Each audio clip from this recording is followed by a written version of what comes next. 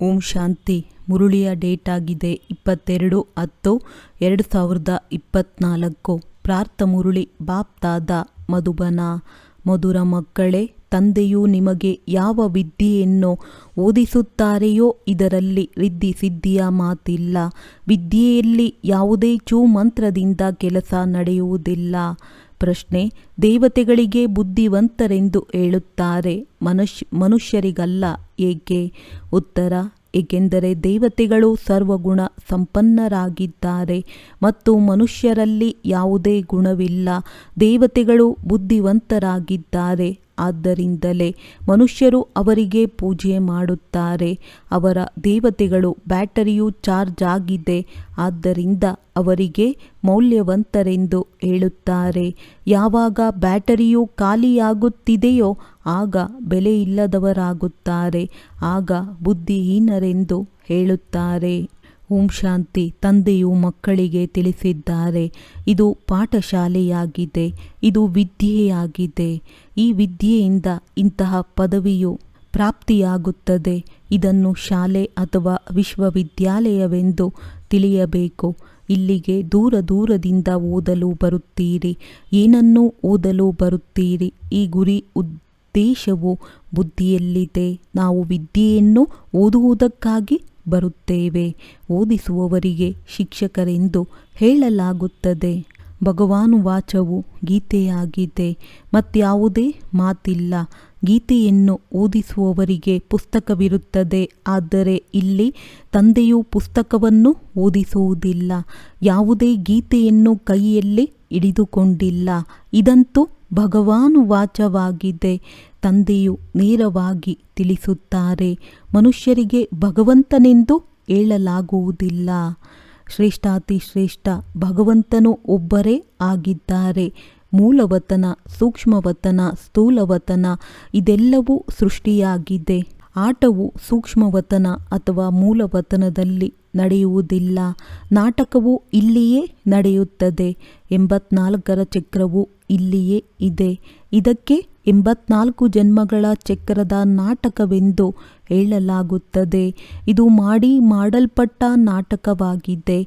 ಇವು ಬಹಳ ತಿಳಿದುಕೊಳ್ಳುವ ಮಾತುಗಳಾಗಿವೆ, ಏಕೆಂದರೆ ಸರ್ವಶ್ರೇಷ್ಠ ಭಗವಂತನ ಮತವು ನಿಮಗೆ ಸಿಗುತ್ತದೆ. ಎರಡನೆಯವರು ಯಾರೂ ಇಲ್ಲ.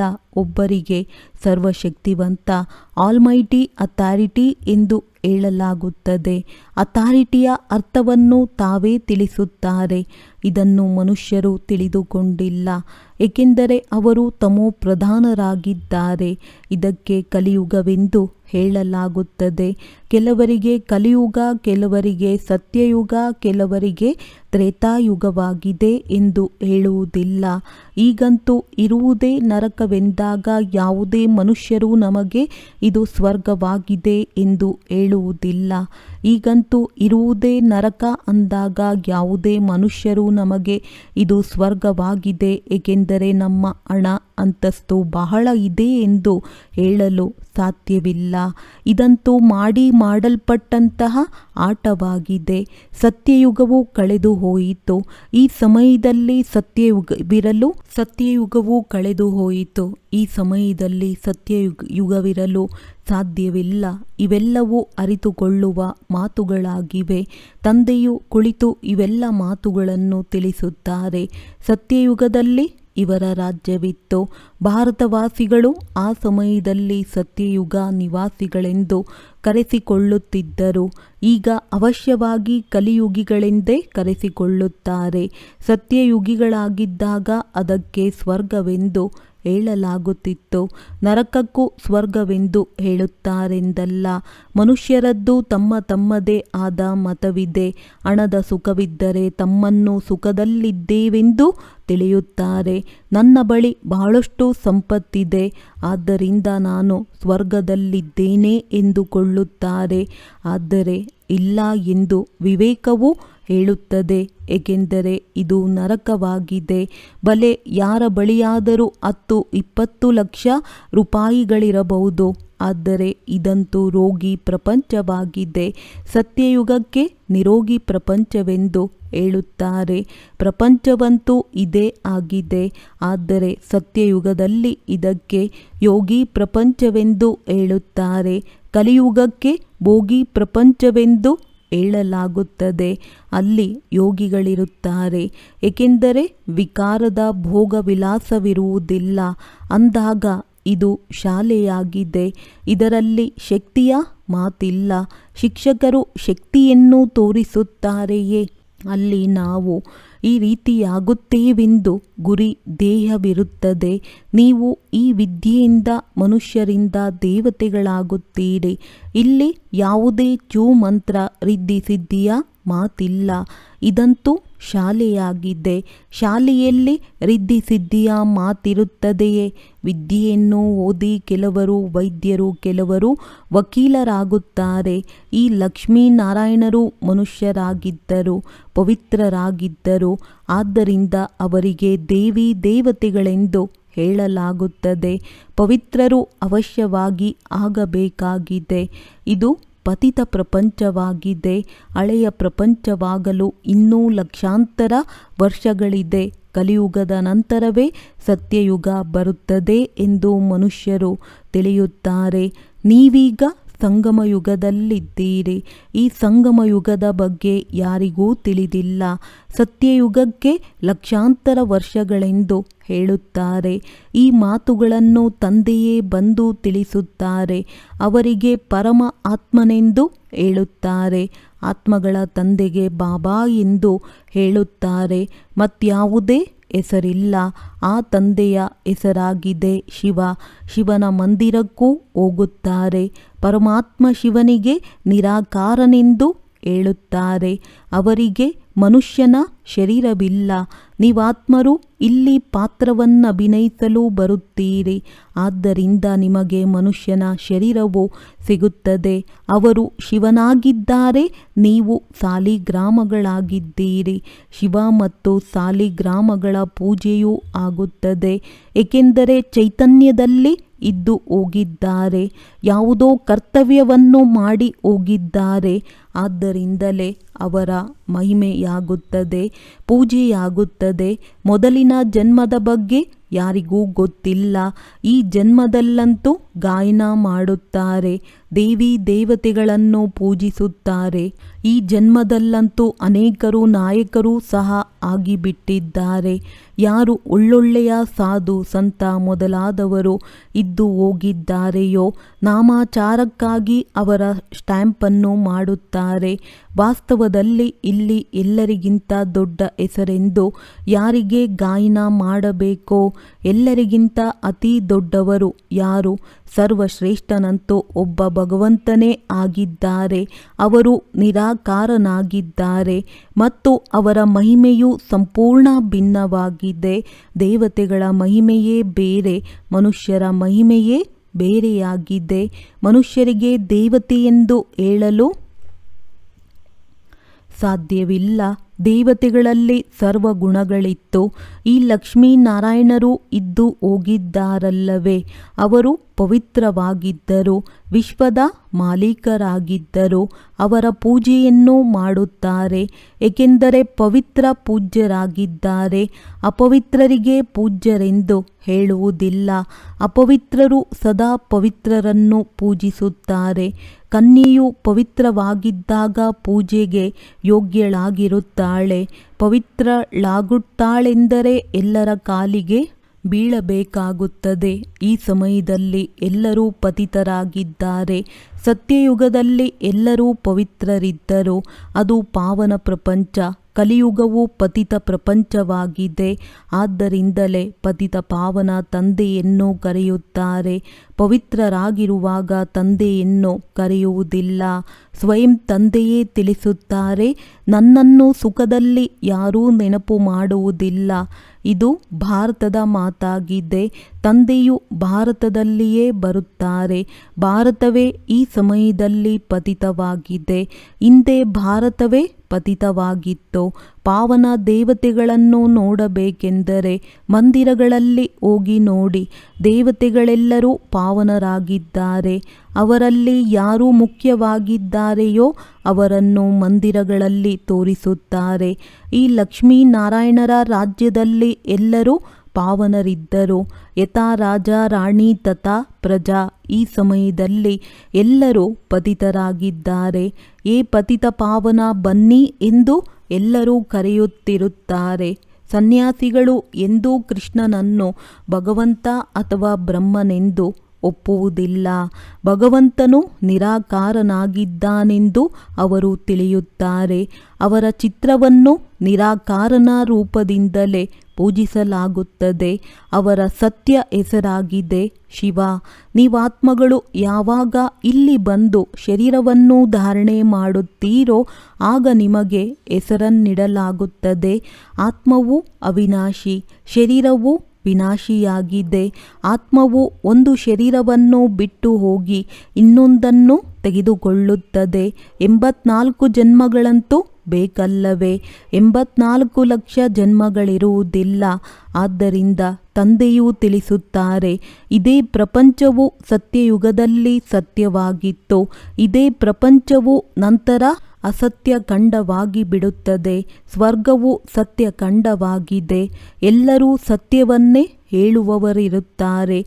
ಭಾರತಕ್ಕೆ ಸತ್ಯಖಂಡವೆಂದು ಹೇಳಲಾಗುತ್ತದೆ.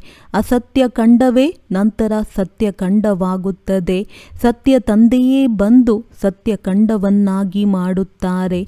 ಅವರಿಗೆ ಸತ್ಯ ಸಾಮ್ರಾಟ ಅಥವಾ ಸತ್ಯವೆಂದು ಹೇಳಲಾಗುತ್ತದೆ. ಇದಂತೂ ಅಸತ್ಯಖಂಡವಾಗಿದೆ. ಮನುಷ್ಯರು ಏನನ್ನು ಹೇಳುತ್ತಾರೆಯೋ ಎಲ್ಲವೂ ಅಸತ್ಯವಾಗಿದೆ. ಸೂಕ್ಷ್ಮ ಬುದ್ಧಿಯವರು ದೇವತೆಗಳಾಗಿದ್ದಾರೆ. ಅವರನ್ನು ಮನುಷ್ಯರು ಪೂಜಿಸುತ್ತಾರೆ. ಬುದ್ಧಿವಂತರು ಮತ್ತು ಬುದ್ಧಿಹೀನರೆಂದು ಹೇಳಲಾಗುತ್ತದೆ. ಬುದ್ಧಿವಂತರನ್ನಾಗಿ ಯಾರು ಮಾಡುತ್ತಾರೆ ಮತ್ತು ಬುದ್ಧಿಹೀನರನ್ನಾಗಿ ಯಾರು ಮಾಡುತ್ತಾರೆ? ಇದನ್ನೂ ಸಹ ತಂದೆಯು ತಿಳಿಸುತ್ತಾರೆ. ಬುದ್ಧಿವಂತರ ಸರ್ವಗುಣ ಸಂಪನ್ನರನ್ನಾಗಿ ಮಾಡುವವರು ತಂದೆಯಾಗಿದ್ದಾರೆ. ತಾವೇ ಬಂದು ತಮ್ಮ ಪರಿಚಯವನ್ನು ಕೊಡುತ್ತಾರೆ. ಹೇಗೆ ನೀವು ಆತ್ಮಗಳಾಗಿದ್ದೀರಿ ಮತ್ತೆ ಇಲ್ಲಿ ಶರೀರದಲ್ಲಿ ಪ್ರವೇಶ ಮಾಡಿ ಪಾತ್ರವನ್ನಭಿನಯಿಸುತ್ತೀರಿ. ನಾನೂ ಸಹ ಒಂದೇ ಬಾರಿ ಇವರಲ್ಲಿ ಪ್ರವೇಶ ಮಾಡುತ್ತೇನೆ. ಮಕ್ಕಳಿಗೆ ತಿಳಿದಿದೆ, ತಂದೆಯು ಒಬ್ಬರೇ ಆಗಿದ್ದಾರೆ. ಅವರಿಗೆ ಸರ್ವಶಕ್ತಿವಂತನೆಂದು ಹೇಳಲಾಗುತ್ತದೆ. ಸರ್ವಶಕ್ತಿವಂತನೆಂದು ಹೇಳಲು ಅಂತಹ ಮನುಷ್ಯರು ಯಾರೂ ಇಲ್ಲ. ಲಕ್ಷ್ಮೀನಾರಾಯಣರಿಗೂ ಈ ರೀತಿ ಹೇಳಲು ಸಾಧ್ಯವಿಲ್ಲ. ಏಕೆಂದರೆ ಅವರಿಗೂ ಶಕ್ತಿಯನ್ನು ಕೊಡುವವರು ಒಬ್ಬರಿದ್ದಾರೆ. ಪತಿತ ಮನುಷ್ಯರಲ್ಲಿ ಶಕ್ತಿ ಇರಲು ಸಾಧ್ಯವಿಲ್ಲ.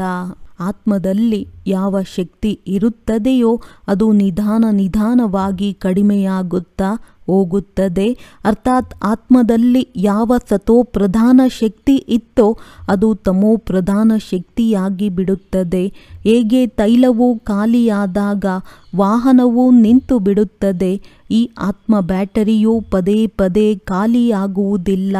ಇದಕ್ಕೆ ನಿಗದಿಯಾದ ಸಮಯವೂ ಸಿಕ್ಕಿದೆ. ಕಲಿಯುಗದ ಅಂತಿಮದಲ್ಲಿ ಬ್ಯಾಟರಿಯು ತಣ್ಣಗಾಗಿ ಬಿಡುತ್ತದೆ. ಮೊದಲು ಯಾರು ಸತೋ ಪ್ರಧಾನ ವಿಶ್ವದ ಮಾಲೀಕರಾಗಿದ್ದರೋ ಅವರು ಈಗ ತಮೋ ಪ್ರಧಾನರಾಗಿರುವುದರಿಂದ ಶಕ್ತಿಯು ಕಡಿಮೆಯಾಗಿ ಬಿಟ್ಟಿದೆ. ಶಕ್ತಿಯೂ ಉಳಿದಿಲ್ಲ. ಸಂಪೂರ್ಣ ಬೆಲೆ ಇಲ್ಲದವರಾಗಿ ಬಿಟ್ಟಿದ್ದಾರೆ. ಭಾರತದಲ್ಲಿ ದೇವಿ ದೇವತಾ ಧರ್ಮವಿದ್ದಾಗ ಮೌಲ್ಯವಂತ ವ್ಯಕ್ತಿಗಳಾಗಿದ್ದರು. ಧರ್ಮವೇ ಶಕ್ತಿ ಎಂದು ಹೇಳಲಾಗುತ್ತದೆ. ದೇವತಾ ಧರ್ಮದಲ್ಲಿ ಶಕ್ತಿ ಇದೆ. ವಿಶ್ವದ ಮಾಲೀಕರಾಗಿದ್ದಾರೆ. ಅವರಲ್ಲಿ ಯಾವ ಶಕ್ತಿ ಇತ್ತೋ ಯಾವುದೇ ಯುದ್ಧ ಮಾಡುವ ಶಕ್ತಿ ಇರಲಿಲ್ಲ. ಶಕ್ತಿಯು ಸರ್ವಶಕ್ತಿವಂತ ತಂದೆಯಿಂದ ಸಿಗುತ್ತದೆ. ಶಕ್ತಿಯು ಏನಾಗಿದೆ? ತಂದೆಯು ತಿಳಿಸುತ್ತಾರೆ, ಮಧುರಾತಿ ಮಧುರ ಮಕ್ಕಳೇ, ನೀವಾತ್ಮಗಳು ಸತೋ ಪ್ರಧಾನರಾಗಿದ್ದೀರಿ. ಈಗ ತಮೋ ಪ್ರಧಾನರಾಗಿದ್ದೀರಿ. ವಿಶ್ವದ ಮಾಲೀಕರ ಬದಲು ವಿಶ್ವಕ್ಕೆ ಗುಲಾಮರಾಗಿ ಬಿಟ್ಟಿದ್ದೀರಿ. ಈ ಪಂಚವಿಕಾರಗಳ ರಾವಣನು ನಿಮ್ಮ ಎಲ್ಲ ಶಕ್ತಿಯನ್ನು ಕಸಿದುಕೊಳ್ಳುತ್ತಾನೆ. ಆದ್ದರಿಂದ ಭಾರತವಾಸಿಗಳು ಕಂಗಾಲರಾಗಿ ಬಿಟ್ಟಿದ್ದಾರೆ. ವಿಜ್ಞಾನಿಗಳಲ್ಲಿ ಬಹಳ ಶಕ್ತಿ ಇದೆ ಎಂದು ತಿಳಿಯಬೇಡಿ. ಅದು ಶಕ್ತಿಯಲ್ಲ, ಇದು ಆತ್ಮಿಕ ಶಕ್ತಿಯಾಗಿದೆ. ಸರ್ವಶಕ್ತಿವಂತ ತಂದೆಯೊಂದಿಗೆ ಬುದ್ಧಿಯೋಗವನ್ನಿಡುವುದರಿಂದ ಈ ಶಕ್ತಿಯು ಸಿಗುತ್ತದೆ. ಈ ಸಮಯದಲ್ಲಿ ಸೈನ್ಸ್ ಮತ್ತು ಸೈಲೆನ್ಸ್ನ ಯುದ್ಧವಾಗಿದೆ. ನೀವು ಸೈಲೆನ್ಸ್ನಲ್ಲಿ ಹೋಗುತ್ತೀರಿ, ನಿಮಗೆ ಅದರ ಫಲವೂ ಸಿಗುತ್ತಿದೆ. ಸೈಲೆನ್ಸ್ನ ಬಲವನ್ನು ನೀವು ತೆಗೆದುಕೊಂಡು ಸೈಲೆನ್ಸ್ನ ಪ್ರಪಂಚದಲ್ಲಿ ಹೊರಟು ಹೋಗುತ್ತೀರಿ. ತಂದೆಯನ್ನು ನೆನಪು ಮಾಡಿ ತಮ್ಮನ್ನು ಶರೀರದಿಂದ ಭಿನ್ನ ಮಾಡಿಕೊಳ್ಳುತ್ತೀರಿ. ಭಕ್ತಿ ಮಾರ್ಗದಲ್ಲಿ ಭಗವಂತನ ಬಳಿ ಹೋಗಲು ನೀವು ಬಹಳಷ್ಟು ತಲೆ ಕೆಡಿಸಿಕೊಂಡಿದ್ದೀರಿ. ಆದರೆ ಸರ್ವವ್ಯಾಪಿ ಎಂದು ಹೇಳುವ ಕಾರಣ ಆ ಮಾರ್ಗವು ಸಿಗುವುದೇ ಇಲ್ಲ. ತಮೋಪ್ರಧಾನರಾಗಿ ಬಿಟ್ಟಿದ್ದಾರೆ. ಅಂದಾಗ ಇದು ವಿದ್ಯೆಯಾಗಿದೆ. ವಿದ್ಯೆಗೆ ಶಕ್ತಿ ಎಂದು ಹೇಳುವುದಿಲ್ಲ. ತಂದೆಯು ತಿಳಿಸುತ್ತಾರೆ, ಮಕ್ಕಳೇ, ಮೊದಲು ಪವಿತ್ರರಾಗಿ ನಂತರ ಸೃಷ್ಟಿ ಚಕ್ರವು ಹೇಗೆ ಸುತ್ತುತ್ತದೆ ಎಂಬುದರ ಜ್ಞಾನವನ್ನು ತಿಳಿದುಕೊಳ್ಳಿ. ಜ್ಞಾನಸಾಗರನು ತಂದೆಯೇ ಆಗಿದ್ದಾರೆ. ಇದರಲ್ಲಿ ಜಾದುವಿನ ಮಾತಿಲ್ಲ. ಸೃಷ್ಟಿ ಚಕ್ರವು ಹೇಗೆ ಸುತ್ತುತ್ತದೆ ಎಂದು ಮಕ್ಕಳಿಗೆ ತಿಳಿದಿಲ್ಲ. ನೀವು ಪಾತ್ರಧಾರಿಗಳಾಗಿದ್ದೀರಲ್ಲವೇ? ಇದು ಬೇಹದ್ದಿನ ನಾಟಕವಾಗಿದೆ. ಮೊದಲು ಮನುಷ್ಯರ ನಾಟಕವೂ ನಡೆಯುತ್ತಿತ್ತು. ಅದರಲ್ಲಿ ಅದಲು ಬದಲಾಗುವ ಸಾಧ್ಯತೆ ಇದೆ. ಇತ್ತೀಚೆಗಂತೂ ಸಿನಿಮಾಗಳು ಬಂದಿವೆ. ತಂದೆಗೂ ಸಹ ಸಿನಿಮಾದ ಉದಾಹರಣೆಯನ್ನು ಕೊಟ್ಟು ತಿಳಿಸುವುದು ಸಹಜವಾಗುತ್ತದೆ. ಅದು ಚಿಕ್ಕ ಸಿನಿಮಾ, ಇದು ದೊಡ್ಡದಾಗಿದೆ. ನಾಟಕದಲ್ಲಿ ಪಾತ್ರಧಾರಿಗಳನ್ನು ಬದಲಾಯಿಸಬಹುದು, ಆದರೆ ಇದು ಅನಾದಿ ನಾಟಕವಾಗಿದೆ. ಒಂದು ಬಾರಿ ಯಾವುದು ಚಿತ್ರೀಕರಣವಾಗುತ್ತದೆಯೋ ಅದು ಮತ್ತೆ ಬದಲಾಗಲು ಸಾಧ್ಯವಿಲ್ಲ. ಇಡೀ ಪ್ರಪಂಚವು ಬೇಹದ್ದಿನ ಸಿನಿಮಾ ಆಗಿದೆ. ಯಾವುದೇ ಶಕ್ತಿಯ ಮಾತಿಲ್ಲ. ಜಗದಂಬೆಗೆ ಶಕ್ತಿ ಎಂದು ಹೇಳುತ್ತಾರೆ, ಆದರೆ ಅವರಿಗೆ ಹೆಸರಂತೂ ಇದೆಯಲ್ಲವೇ? ಅಂದ ಮೇಲೆ ಯಾರಿಗೆ ಅಂಬಾ ಎಂದು ಏಕೆ ಹೇಳುತ್ತಾರೆ? ಅವರು ಏನು ಮಾಡಿ ಹೋಗಿದ್ದಾರೆ? ಈಗ ನೀವು ತಿಳಿದುಕೊಂಡಿದ್ದೀರಿ. ಶ್ರೇಷ್ಠಾತಿ ಶ್ರೇಷ್ಠ ಅಂಬಾ ಮತ್ತು ಲಕ್ಷ್ಮಿಯಾಗಿದ್ದಾರೆ. ಜಗದಂಬೆಯೇ ಮತ್ತೆ ಲಕ್ಷ್ಮಿಯಾಗುತ್ತಾರೆ. ಇದನ್ನೂ ಸಹ ನೀವು ಮಕ್ಕಳೇ ತಿಳಿದುಕೊಳ್ಳುತ್ತೀರಿ. ನೀವು ಜ್ಞಾನಪೂರ್ಣರೂ ಆಗುತ್ತೀರಿ ಮತ್ತು ನಿಮಗೆ ಪವಿತ್ರತೆಯನ್ನು ಕಲಿಸುತ್ತೇನೆ. ಆ ಪವಿತ್ರತೆಯು ಅರ್ಧಕಲ್ಪ ನಡೆಯುತ್ತದೆ. ನಂತರ ತಂದೆಯೇ ಬಂದು ಪವಿತ್ರತೆಯ ಮಾರ್ಗವನ್ನು ತಿಳಿಸುತ್ತಾರೆ. ಬಂದು ಮಾರ್ಗವನ್ನು ತೋರಿಸಿ ಮತ್ತು ಮಾರ್ಗದರ್ಶಕನಾಗಿ ಎಂದು ತಂದೆಯನ್ನು ಈ ಸಮಯಕ್ಕಾಗಿಯೇ ಕರೆಯುತ್ತೀರಿ. ಅವರು ಪರಮ ಆತ್ಮನಾಗಿದ್ದಾರೆ. ಸುಪ್ರೀಂ ತಂದೆಯ ವಿದ್ಯೆಯಿಂದ ಆತ್ಮವು ಶ್ರೇಷ್ಠ ಆಗುತ್ತದೆ. ಶ್ರೇಷ್ಠ ಎಂದು ಪವಿತ್ರರಿಗೆ ಹೇಳಲಾಗುತ್ತದೆ. ಈಗಂತೂ ಪತಿತರಾಗಿದ್ದೀರಿ. ತಂದೆಯು ಸದಾ ಪಾವನರಾಗಿದ್ದಾರೆ. ಅಂತರವಿದೆಯಲ್ಲವೇ? ಸದಾ ಪಾವನನೇ ಬಂದು ಎಲ್ಲರಿಗೆ ಆಸ್ತಿಯನ್ನು ಕೊಡಬೇಕು ಮತ್ತು ಕಲಿಸಬೇಕು. ಆದ್ದರಿಂದ ಅವರೇ ಸ್ವಯಂ ಬಂದು ತಿಳಿಸುತ್ತಾರೆ, ನಾನು ನಿಮ್ಮ ತಂದೆಯಾಗಿದ್ದೇನೆ. ನನಗೆ ರಥವಂತೂ ಅವಶ್ಯವಾಗಿ ಬೇಕು. ಇಲ್ಲದಿದ್ದರೆ ಆತ್ಮವು ಮಾತನಾಡುವುದಾದರೂ ಹೇಗೆ? ರಥವು ಪ್ರಸಿದ್ಧವಾಗಿದೆ. ಭಾಗ್ಯಶಾಲಿ ರಥವೆಂದು ಹೇಳುತ್ತಾರೆ. ಅಂದಾಗ ಭಾಗ್ಯಶಾಲಿ ರಥವು ಮನುಷ್ಯನದ್ದಾಗಿದೆಯೇ ಹೊರತು ಯಾವುದೇ ಕುದುರೆ ಗಾಡಿಯ ಮಾತಿಲ್ಲ. ಮನುಷ್ಯರಿಗೆ ತಿಳಿಸಿಕೊಡಲು ಮನುಷ್ಯನ ರಥವೇ ಬೇಕು. ಇದನ್ನು ಮನುಷ್ಯರು ಕುದುರೆ ಗಾಡಿಯನ್ನು ತೋರಿಸಿಬಿಟ್ಟಿದ್ದಾರೆ. ಭಾಗ್ಯಶಾಲಿ ರಥವೆಂದು ಮನುಷ್ಯನಿಗೆ ಹೇಳಲಾಗುತ್ತದೆ. ಇಲ್ಲಂತೂ ಕೆಲವು ಪ್ರಾಣಿಗಳಿಗೂ ಸಹ ಬಹಳ ಒಳ್ಳೆಯ ಸೇವೆಯಾಗುತ್ತದೆ. ಅದು ಮನುಷ್ಯರಿಗೂ ಆಗುವುದಿಲ್ಲ. ನಾಯಿಯನ್ನು ಎಷ್ಟು ಪ್ರೀತಿ ಮಾಡುತ್ತಾರೆ. ಕುದುರೆ ಹಸುವನ್ನೂ ಸಹ ಪ್ರೀತಿ ಮಾಡುತ್ತಾರೆ. ನಾಯಿಗಳ ಪ್ರದರ್ಶನಿಯಾಗುತ್ತದೆ. ಇದೆಲ್ಲವೂ ಸತ್ಯಯುಗದಲ್ಲಿರುವುದಿಲ್ಲ. ಲಕ್ಷ್ಮೀನಾರಾಯಣರು ನಾಯಿಗಳನ್ನು ಸಾಕುತ್ತಾರೆಯೇ? ಈಗ ನೀವು ಮಕ್ಕಳು ತಿಳಿದುಕೊಂಡಿದ್ದೀರಿ. ಈ ಸಮಯದ ಮನುಷ್ಯರೆಲ್ಲರೂ ತಮೋಪ್ರಧಾನ ಬುದ್ಧಿಯವರಾಗಿದ್ದಾರೆ. ಅವರನ್ನು ಸತೋಪ್ರಧಾನರನ್ನಾಗಿ ಮಾಡಿದ್ದಾರೆ. ಸತ್ಯಯುಗದಲ್ಲಿ ಮನುಷ್ಯರು ಅವುಗಳ ಸೇವೆ ಮಾಡಲು ಕುದುರೆ ಮೊದಲಾದವುಗಳು ಈ ರೀತಿ ಇರುವುದೇ ಇಲ್ಲ. ಆದ್ದರಿಂದ ತಂದೆಯು ತಿಳಿಸುತ್ತಾರೆ, ಮಕ್ಕಳೇ, ನಿಮ್ಮ ಗತಿಯು ನೋಡಿ ಏನಾಗಿ ಬಿಟ್ಟಿದೆ. ರಾವಣನು ಬಂದು ಈ ಗತಿಯನ್ನು ಮಾಡಿಬಿಟ್ಟಿದ್ದಾರೆ. ಈ ರಾವಣನು ನಿಮ್ಮ ಶತ್ರುವಾಗಿದ್ದಾನೆ. ಆದರೆ ಈ ಶತ್ರುವಿನ ಜನ್ಮವು ಯಾವಾಗ ಆಗುತ್ತದೆ ಎಂದು ನಿಮಗೆ ತಿಳಿದಿಲ್ಲ. ಶಿವನ ಜನ್ಮದ ಬಗ್ಗೆಯೇ ತಿಳಿದಿಲ್ಲವೆಂದಾಗ ರಾವಣನ ಜನ್ಮದ ಬಗ್ಗೆಯೂ ತಿಳಿದಿಲ್ಲ. ತಂದೆಯು ತಿಳಿಸುತ್ತಾರೆ, ತ್ರೇತಾಯುಗದ ಅಂತ್ಯ ಮತ್ತು ದ್ವಾಪರದ ಆದಿಯಲ್ಲಿ ರಾವಣನು ಬರುತ್ತಾನೆ. ರಾವಣನಿಗೆ 10 ತಲೆಗಳನ್ನು ಏಕೆ ತೋರಿಸಿದ್ದಾರೆ? ಪ್ರತಿ ವರ್ಷವೂ ಏಕೆ ಸುಡುತ್ತಾರೆ? ಇದನ್ನು ಯಾರೂ ತಿಳಿದುಕೊಂಡಿಲ್ಲ. ಈಗ ನೀವು ಮನುಷ್ಯರಿಂದ ದೇವತೆಗಳಾಗಲು ಓದುತ್ತೀರಿ. ಯಾರು ಓದುವುದಿಲ್ಲವೋ ಅವರು ದೇವತೆಗಳಾಗಲು ಸಾಧ್ಯವಿಲ್ಲ. ಮತ್ತೆ ಯಾವಾಗ ರಾವಣ ರಾಜ್ಯವು ಪ್ರಾರಂಭವಾಗುವುದೋ ಆಗ ಅವರು ಬರುತ್ತಾರೆ. ನಾವು ದೇವತಾ ಧರ್ಮದವರಾಗಿದ್ದೆವು, ಈಗ ಮತ್ತೆ ದೇವತಾ ಧರ್ಮದ ಸಸಿಯು ನಾಟಿಯಾಗುತ್ತಿದೆ ಎಂಬುದನ್ನು ನೀವು ತಿಳಿದುಕೊಂಡಿದ್ದೀರಿ. ತಂದೆಯು ತಿಳಿಸುತ್ತಾರೆ, ನಾನು ಪ್ರತಿ 5000 ವರ್ಷಗಳ ನಂತರ ಬಂದು ಈ ರೀತಿಯಾಗಿ ಓದಿಸುತ್ತೇನೆ. ಈ ಸಮಯದಲ್ಲಿ ಇಡೀ ಸೃಷ್ಟಿಯ ವೃಕ್ಷವು ಹಳೆಯದಾಗಿದೆ. ಅದು ಹೊಸದಾಗಿದ್ದಾಗ ಒಂದೇ ದೇವತಾ ಧರ್ಮವಿತ್ತು. ನಂತರ ನಿಧಾನವಾಗಿ ಕೆಳಗಿಳಿಯುತ್ತಾರೆ. ತಂದೆಯು ನಿಮಗೆ 84 ಜನ್ಮಗಳ ಲೆಕ್ಕವನ್ನು ತಿಳಿಸುತ್ತಾರೆ, ಏಕೆಂದರೆ ತಂದೆಯು ಜ್ಞಾನ ಸಾಗರನಾಗಿದ್ದಾರಲ್ಲವೇ. ಒಳ್ಳೆಯದು. ಮಧುರಾತಿ ಮಧುರ ಅಗಲಿ ಮರಳಿ ಸಿಕ್ಕಿರುವಂತಹ ಮಕ್ಕಳಿಗೆ ಪ್ರೀತಿಯ ಮಾತ್ಪಿತಾ ಬಾಪ್ ತಾದಾರವರ ನೆನಪು, ಪ್ರೀತಿ ಹಾಗೂ ಸುಪ್ರಭಾತ. ಆತ್ಮೀಯ ಮಕ್ಕಳಿಗೆ ಆತ್ಮೀಯ ತಂದೆಯ ನಮಸ್ತೆ. ಧಾರಣೆಗಾಗಿ ಮುಖ್ಯ ಸಾರ: ಶಾಂತಿಯ ಶಕ್ತಿಯನ್ನು ಜಮಾ ಮಾಡಿಕೊಳ್ಳಬೇಕಾಗಿದೆ. ಶಾಂತಿಯ ಶಕ್ತಿಯಿಂದ ಶಾಂತಿಧಾಮದಲ್ಲಿ ಹೋಗಬೇಕಾಗಿದೆ. ತಂದೆಯ ನೆನಪಿನಿಂದ ಶಕ್ತಿಯನ್ನು ತೆಗೆದುಕೊಂಡು ಗುಲಾಮಿತನದಿಂದ ಮುಕ್ತರಾಗಬೇಕಾಗಿದೆ, ಮಾಲೀಕರಾಗಬೇಕಾಗಿದೆ. ಶ್ರೇಷ್ಠ ತಂದೆಯ ವಿದ್ಯೆಯನ್ನು ಓದಿ ಆತ್ಮವನ್ನು ಶ್ರೇಷ್ಠ ಮಾಡಿಕೊಳ್ಳಬೇಕಾಗಿದೆ. ಪವಿತ್ರತೆಯ ಮಾರ್ಗದಂತೆಯೇ ನಡೆದು ಪವಿತ್ರರಾಗಿ ಅನ್ಯರನ್ನು ಮಾಡಬೇಕಾಗಿದೆ, ಮಾರ್ಗದರ್ಶಕರಾಗಬೇಕಾಗಿದೆ. ವರದಾನ: ಅಲಫ್ ಅನ್ನು ತಿಳಿದುಕೊಳ್ಳುವುದು ಮತ್ತು ಪವಿತ್ರತೆಯ ಸ್ವಧರ್ಮವನ್ನು ತಮ್ಮದನ್ನಾಗಿಸಿಕೊಳ್ಳುವಂತಹ ವಿಶೇಷ ಆತ್ಮಭವ. ಬಾಪ್ ತಾದಾರವರಿಗೆ ನನ್ನ ಒಂದೊಂದು ಮಗುವು ವಿಶೇಷ ಆತ್ಮ ಆಗಿದ್ದಾರೆ ಎಂದು ಖುಷಿಯಾಗುವುದು ಇಲ್ಲ. ವೃದ್ಧರಿರಬಹುದು, ಅವಿದ್ಯಾವಂತರಾಗಿರಬಹುದು, ಚಿಕ್ಕ ಮಕ್ಕಳಾಗಿರಬಹುದು, ಯುವಕರ ಇರಬಹುದು, ಪ್ರವೃತ್ತಿಯವರಾಗಿರಬಹುದು. ಆದರೆ ವಿಶ್ವದ ಮುಂದೆ ವಿಶೇಷವಾಗಿದ್ದಾರೆ. ಪ್ರಪಂಚದಲ್ಲಿ ಯಾರು ಎಷ್ಟೇ ದೊಡ್ಡ ನೇತಾ ಇರಬಹುದು, ಅಭಿನೇತ ಇರಬಹುದು, ವೈಜ್ಞಾನಿಕರಿರಬಹುದು, ಆದರೆ ಅಲಫ್ನನ್ನು ತಿಳಿದುಕೊಂಡಿಲ್ಲ ಎಂದರೆ ಬೇರೆ ಏನು ತಿಳಿದುಕೊಂಡಿದ್ದಾರೆ? ನೀವು ನಿಶ್ಚಯ ಬುದ್ಧಿಯವರಾಗಿರುವಿರಿ, ಹೆಮ್ಮೆಯಿಂದ ಹೇಳುವಿರಿ, ನೀವು ಇನ್ನು ಹುಡುಕುತ್ತಲೇ ಇರಿ, ನಾವಂತೂ ಅವರನ್ನು ಪಡೆದುಕೊಂಡು ಬಿಟ್ಟೆವು.